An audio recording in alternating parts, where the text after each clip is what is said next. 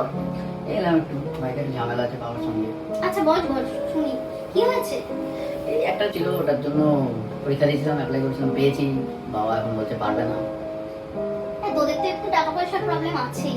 টাকা পয়সার প্রবলেম তো আছেই, এটা তো ব্যাপার, কিন্তু কোনোদিনই বাবার চেষ্টা করে না, স্বপ্নের কথা ভাবেও না, জানিস তো। হ্যাঁ শুনেছি, বাবা তোর মনের কথাটা বোঝে না।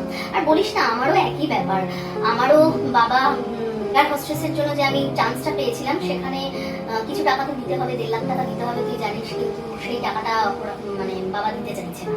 বাবার মতে হচ্ছে যে তার ছেলেকে সে টাকা দেবে, ছেলের পড়াশোনার জন্য টাকা দেবে, কিন্তু মেয়ের এই কোর্সের জন্য এত টাকা দেবে না।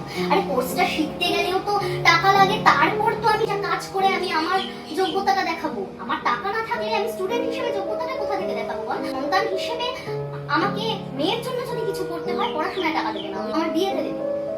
কিন্তু কোনোভাবেই আমার স্বপ্ন পূরণ করতে চায় না আমার বাবা। আমার কথা আমার বাবাও ভাবে না, আমার বাবার সাথে আমার কথাই হয় না সেইভাবে। আমার তো মাই সব। পয়সার অভাব নেই তো দিতেই পারেন, অসুবিধা তো কিছু হওয়ার কথা নয়, এমন তো নয় তোকে দিলে ছেলের অভাব হয়ে যাচ্ছে। আমারও সম্পর্কটা ঠিক ভালো না, বাবা আমাকে কিছু দিতে চায় না। কয়েক বছর পর এখন তো ট্রেন্ডিং জিনিস, ট্রেন্ডিং পোস্টই বেশি ভিউ হচ্ছে। একটু বাবাকে নিয়ে সুন্দর পোস্ট করি, ওর একটু ঢপ দিয়ে দিলে কোনো অসুবিধা নেই। একটা পোস্ট, এই সেই সুকন্যা না, দেখি তো কি লিখেছে, একটা বাবাকে নিয়ে কিছু একটা পোস্ট আছে। ওরে বাবা, তো বিশাল কিছু লিখেছে। বাবা না থাকলে কিছুই নেই, বাবার পয়সা থাকলেও কি কুড়ে ঘর কি দালান আমার কোনো ব্যাপার নয়, বাবাই বড় ব্যাপার। এই তো ক বছর আগে কত কিছু বললো বাবার নামে, আজকে আবার উল্টো। ভালোই চলছে সোশ্যাল মিডিয়াতে সব মিথ্যে কথার ব্যাপার।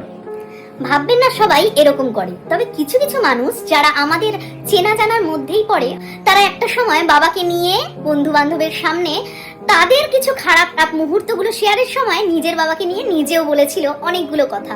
কিন্তু সেই বাবাকে যে বন্ধুর সামনে ঘরে বসে ছোট করেছিল, সোশ্যাল মিডিয়ার সামনে সেই বাবাকেই সে উদ্দেশ্য করে লেখে বাবা থাকাটাই সব। আমরা এইগুলো দেখে খুব অবাক হই।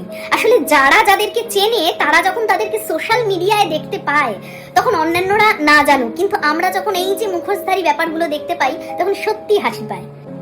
আসলে মেকি ব্যাপারটা বাবা মাকে নিয়েও করতে কেউই মানে পিছু পা হয় না আজকাল। আর এই সন্তানরা সত্যি নিজের বাবা মার জন্য, নিজের ফ্যামিলির জন্য, আত্মীয় স্বজন আপনজনদের জন্য ভাবে, তাকেই ভিলেন হতে হয় ভাবে। আর যে সন্তান সুবিধাবাদী, সুবিধা অনুযায়ী নিজেদের বাবা মা সম্পর্কে ধারণা চেঞ্জ করে নিতে পারে এবং সবসময় বাবা মার কাছে ভালোই থাকে।